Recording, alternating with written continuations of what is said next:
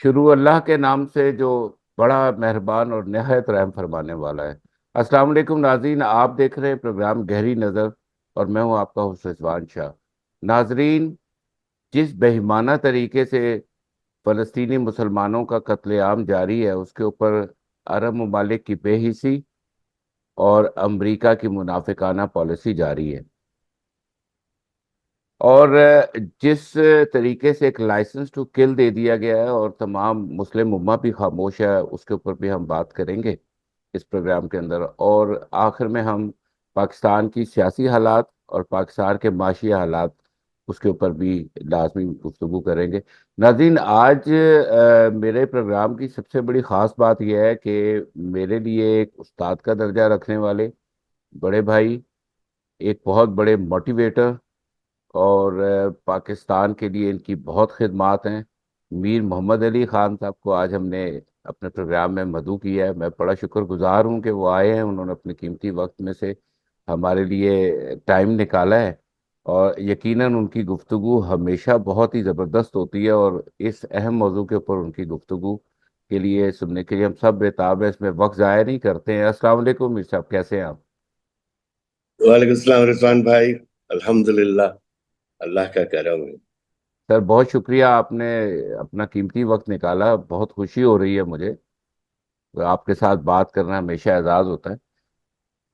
سر، سب سے پہلے ہم اس افسوسناک پہلو کی طرف آتے ہیں کہ جو مسلم امہ کی بے حسی ہے اور ایک منافقانہ پالیسی ہے ویسٹ کی، جہاں پر ایک جانور کو بھی رائٹس حاصل ہیں، اور جس طرح فلسطینی مسلمانوں کی نسل کشی کی جا رہی ہے، جس طرح ان کو چاروں طرف سے گھیر کر انہیں ایک اسرائیل کو لائسنس ٹو کل دیا ہوا ہے، اس پہ مسلم امہ خاموش ہے۔ اور اب ہم دیکھ رہے ہیں کہ تقریباً تمام غزہ کے اوپر، ویسٹ بینک کے اوپر قبضہ کرنے کے بعد، جس وقت تمام بچے کچے فلسطینی رفح کے پناہ گزین کیمپوں کے اندر آئے تھے، تو اب وہاں پر انہیں گھیر کے مارا جا رہا ہے، لیکن دنیا خاموش ہے۔ تو اس معاملے کو آپ کس طرح دیکھتے ہیں؟ کیونکہ فلسطینیوں کے لیے آپ نے جتنی آواز اٹھائی ہے اس کے ہم شکر گزار ہیں، اور بلکہ مجھے تو یہ بھی اچھے طریقے سے یاد ہے، آپ کے اوپر ایلن مسک نے آپ کی اسپیس پر بھی پابندی لگا دی تھی کہ آپ فلسطین کے اوپر اسپیس نہیں کر سکتے، بالکل مجھے یاد ہے ابھی تک تو۔ ہے وہ پابندی. جی، ابھی تک وہ پابندی ہے۔ تو سر میں چاہتا ہوں کہ آپ ذرا ہمارے ویورز کو بتائیں کہ کیا اس کے اوپر آپ کے خیالات ہیں۔ سب میں پہلے تو شکریہ رضوان بھائی، آپ نے مجھے انوائٹ کیا، مجھے بہت خوشی ہوئی. دوسری بات بھائی، لفظ الفاظ مسلم عمان آتے ہیں یہاں، کیونکہ اس میں مسلم امہ کا کم تعلق، تو وہ امہ کا ایک بہت ہی مائنیوٹ سا حصہ بنتے ہیں. مسلمان تو سارے آواز اٹھا رہے ہیں، غیر مسلم پہلی دفعہ آواز اٹھا رہے ہیں. یہ 74 سال اسرائیل کے ایگزسٹنس کے، اس میں پہلی دفعہ ایسا ہوا ہے کہ they have lost the battle of perception. Battle of perception is more important than kinetic war, in my view. اور آج کے دنوں میں جہاں social media reigns havoc in a good way or a bad way، اس میں تو دیکھیں آپ، اسرائیل کے خلاف کوئی ایسا ملک نہیں رہا ہے جو بات نہیں کر رہا ہے. میں عوام کی بات کر رہا ہوں، جہاں پہ عوام نکلی نہ ہو، چاہے وہ ناروے ہو، چاہے وہ انگلینڈ ہو، چاہے وہ امریکہ ہو، چاہے وہ رشیا ہو. میں نان مسلم ممالک کی بات کر رہا ہوں، جرمنی ہو، اسپین نے تو فلسطین کو ریکگنائز کر لیا، ساؤتھ امریکہ نے فلسطین کی، کافی سارے ممالک نے فلسطین کو ریکگنائز کر لیا، کولمبیا نے کر لیا.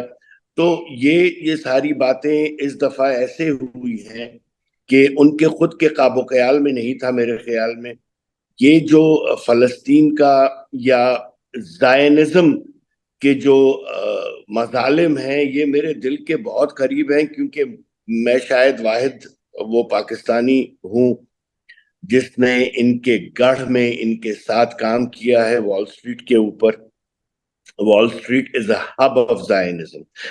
ایک بات کہتے چلوں کہ یہاں پر جوز اور زائنسٹ کو ایسے دیکھیے آپ جیسے مسلمانوں کو اور آئسس کو دیکھتے ہیں. آئسس نام کے مسلمان ہیں، مگر ہم انہیں مسلمان نہیں مانتے. اسی طرح میجورٹی آف جوز جو ہیں وہ زائنسٹ کو جوز نہیں مانتے. یہ سیہو جو ہیں ان کا جوڈیزم سے کوئی تعلق نہیں ہے. یہ ایک پولیٹیکل آئیڈیالوجی تھی جو ہرزوگ نے شروع کی تھی آج سے 130 سال پہلے کچھ اس نے شروع کی تھی, اور اس کا لٹرل جو ایجنڈا تھا وہ ورلڈ ڈومیننس تھا. تو یہ جتنی باتیں آج ہوتی ہیں ہم احساس نہیں کرتے. ہمیں یہودیوں سے نفرت کرنے کی کوئی ضرورت نہیں ہے, وہ اہل کتاب ہیں, ان سے محبت کرنے کی بھی کوئی ضرورت نہیں ہے, نیوٹرل ہو کر چلیں. مگر یہ جو صہیونی ہے یہ نفرت کیا پتہ نہیں کس چیز کے قابل ہیں, یہ ناقابل معافی ذہنیت ہے ان کی. یہ لاشوں پر رخت کرنے والی قوم, بلکہ یہ صہیونی اور لوگ قوتوں کے حماس کے خلاف تو لیے کہتے ہیں. صہیونی قوتوں کے خلاف تو خود اسرائیل کے اندر جو جوئش ہیں وہ پروٹیسٹ کر رہے ہیں کافی ٹائم سے, لاکھوں کی تعداد. بالکل صحیح کہہ بالکل صحیح کہہ رہے ہیں وہ. اور وہاں پر بھی دیکھیے اسرائیل کے اندر بھی اگر آپ دیکھیں تو وہ کون سے وہاں کے انڈیجنس لوگ تھوڑی ہیں وہ, جی یا اشکنازی جوز ہیں یا مزراحی جوز ہیں. اشکنازی وہ ہیں جو یورپ سے آئے ہیں, دوسرے جو ہیں سفارڈک جوز جو ہیں وہ سیریا سے آئے ہیں.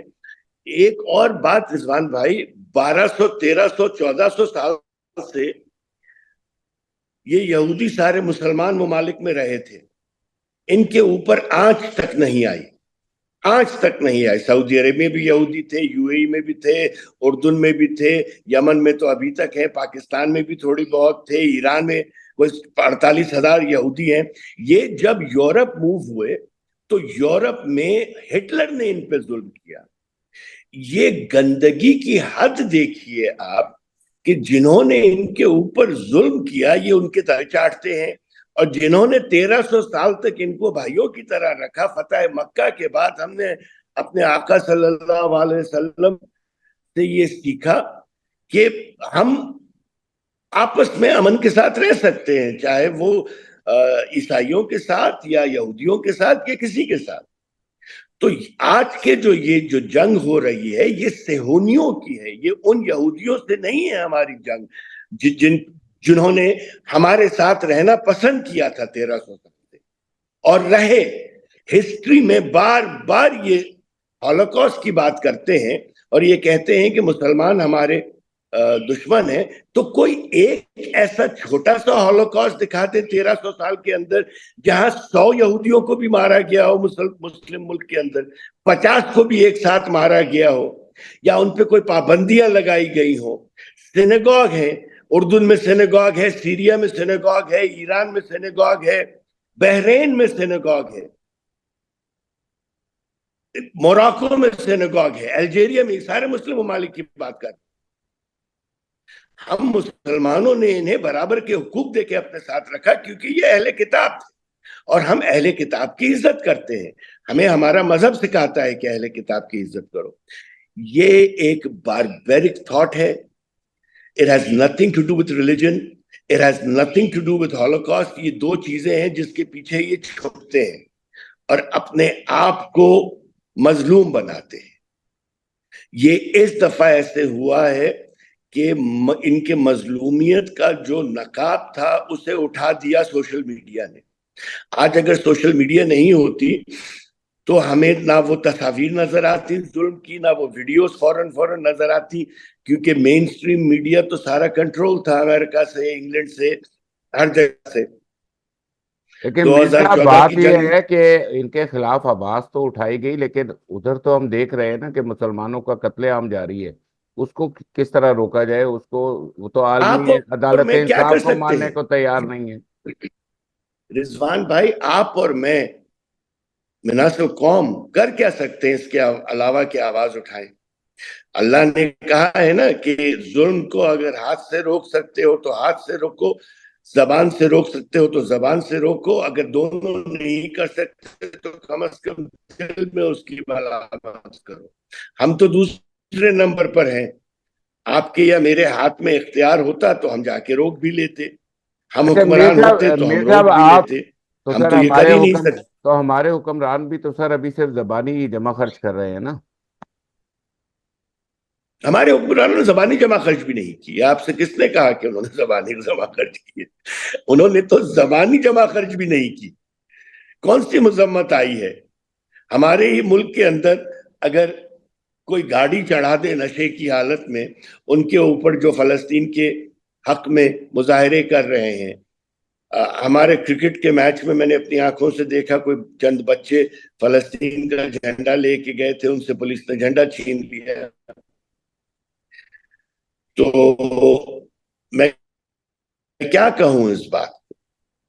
اچھا یہ سر جو کچھ یہی بھی کہہ ہمیں سکتا ہوں نظر کہ آ رہا ہے یہ امریکہ کا پریشر ہے, امریکہ کا.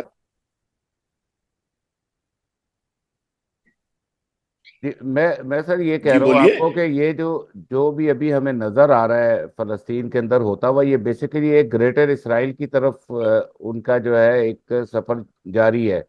اور پچھلے دنوں میں یہ بھی نظر آیا کہ جس طرح ایران کے صدر ابراہیم رئیسی صاحب کو شہید کر دیا گیا, تو وہ بھی کچھ معاملات ایک عجیب سے ان تمام مشرق وسطیٰ کے حالات سے تعلق رکھتے ہیں. میں دیکھیں, میرے خیال میں ابراہیم رئیسی کی موت کا اسرائیل سے کوئی تعلق نہیں ہے, ورنہ ایران جیسا ملک ایک سیکنڈ کے اندر الزام لگا دیتا.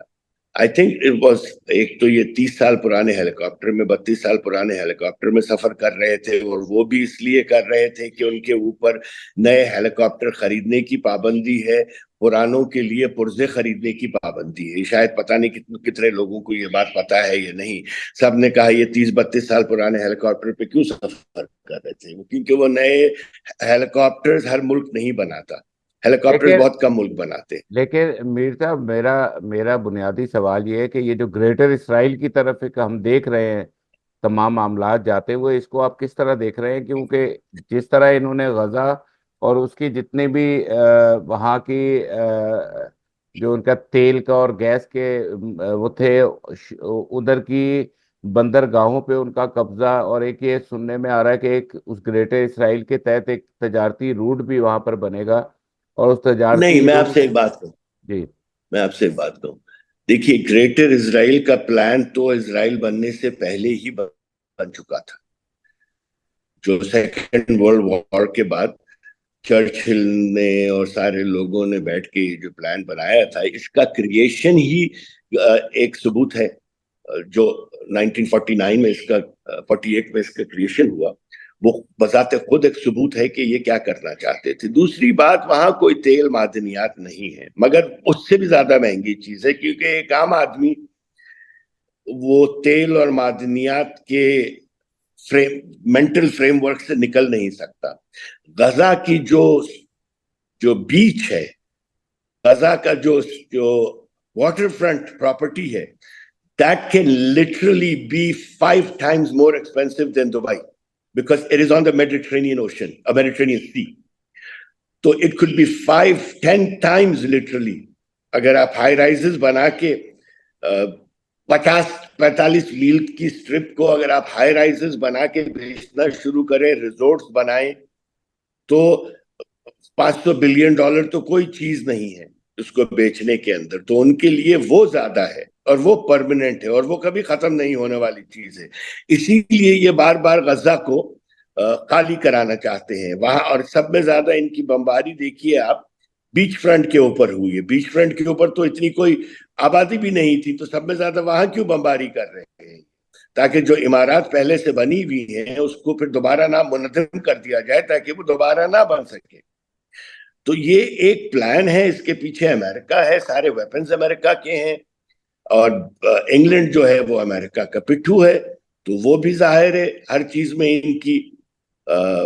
اچھا میر صاحب, مجھے آپ یہ بتائیں کہ اب بائیڈن صاحب کی طرف سے یہ ایک پیش کیا جا رہا ہے منصوبہ کہ یہاں پر اب امن کے لیے کچھ کیا جائے, جنگ بندی کے لیے کچھ کیا جائے, مستقل جنگ بندی کے لیے کچھ کیا جائے.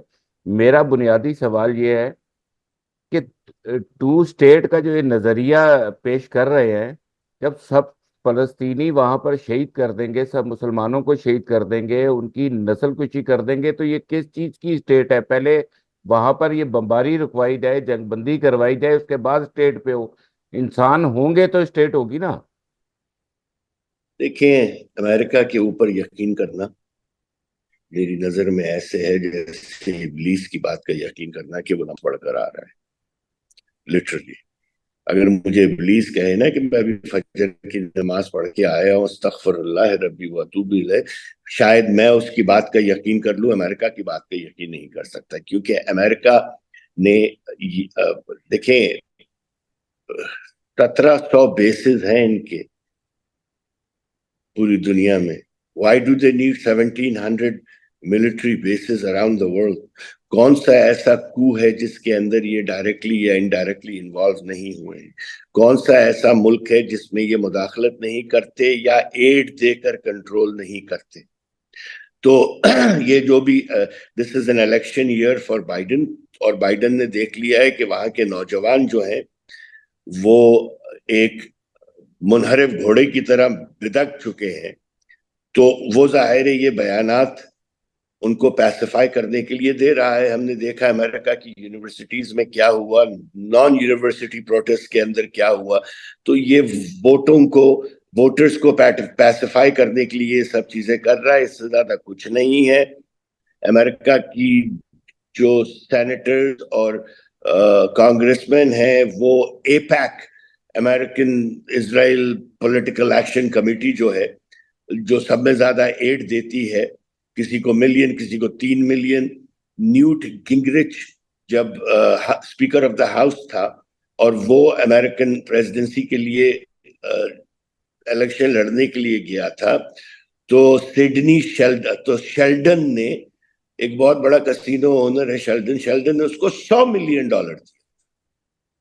تو کہنے کا مقصد یہ ہے کہ ان کی مجبوراً لائلٹی جو کانگریس اور سینٹ کی ہے، کیونکہ وہاں پہ الیکشن اپنے پیسوں سے نہیں لڑا جاتا، پبلک فنڈنگ سے لڑا جاتا ہے، اور اے پیک ان کو اتنا پیسہ دیتا ہے. اور اے پیک کے علاوہ جتنی زیادہ کارپوریشنز ہے، ڈزنی ہے، گولڈمن سیکس ہے، مورگن سٹینلی ہے، انویسٹمنٹ بینکس ہیں وال اسٹریٹ کے، دوسری بڑی بڑی کارپوریشنز ہیں، یہ سب ان کو کیمپین فنڈنگ دیتی ہیں. تو ظاہر ہے یہ انہی کے گن گاتے ہیں. اچھا، ایک شارٹ آنسر آپ مجھے بتائیے کہ آپ کو اب فلسطین کے اس مسائل کا کیا حل نظر آتا ہے؟ دیکھیے بادل ناخواستہ یہ کہوں گا میں کہ یہ 2 اسٹیٹ سولوشن ہی ہوگا، اللہ کرے نہ ہو، مگر ایسے تو نہیں ہو سکتا نا اب کہ اسرائیل کو بالکل ہی کہہ دیا جائے کہ آپ ایگزسٹ ہی نہیں کر سکتے. یہ تو پھر اللہ کی مرضی ہے. قل خیر الماکرین، وہ آپ اپنی تدبیریں کریں، میں اپنی تدبیریں کرتا ہوں، اور اللہ سب سے اچھی تدبیر کرنے والا ہے. یہ وہ والا معاملہ ہے. مگر اس کو یہ لے کر جائیں گے 2 اسٹیٹ سولوشن کے اوپر بھی. مگر جیسے آپ کا سوال تھا یا کامنٹ تھا کہ یہ 2 اسٹیٹ سولوشن کب ہوگا بھائی؟ جب ہوگا جب سب کچھ مٹ چکا ہوگا، خدا نہ کرے جب کوئی بچا ہی نہیں ہوگا، کھنڈر ہوں گے وہاں پر، اس وقت 2 اسٹیٹ سولوشن کا بھی کیا فائدہ ہوگا؟ مگر میری خواہش نہیں ہے کہ 2 اسٹیٹ سولوشن ہو، مگر آپ یقین کیجئے میرا تو جو بھی تجربہ ہے وہ یہی کہتا ہے کہ اسی طرف لے کر جائیں گے. کم از کم اس وقت فلسطین کے پاس ایک آرمی تو ہوگی، اگر ملک ہے تو آرمی بھی ہوگی. ابھی تو ان کے پاس کوئی آرمی تک نہیں ہے، نہتے لڑ رہے ہیں، راکٹ لانچر سے ٹینکوں کا مقابلہ کر رہے ہیں، نہ ایئر فورس ہے ان کے پاس کہ جہاز ہوں.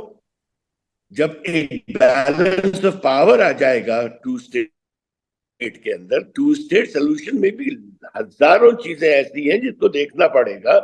یہ 2 اسٹیٹ سولوشن ایک کمزور اسٹیٹ اور ایک بھاری بھرکم اسٹیٹ ہوگا یا ایکوالٹی کے بیس پہ ہوگا؟ وہ اپنی آرم فورسز رکھ سکیں گے، ان کی اپنی نیوی ہوگی، ان کی اپنی ایئر فورس ہوگی. کیا فلسطینیوں کی یہ چیزیں ملیں گی یا نہیں ملیں گی؟ ورنہ 2 اسٹیٹ سولوشن بھی کوئی حل نہیں ہے اس کا. میر صاحب، آپ کا ہمارے سے بات کرنے کا بہت شکریہ. ناظرین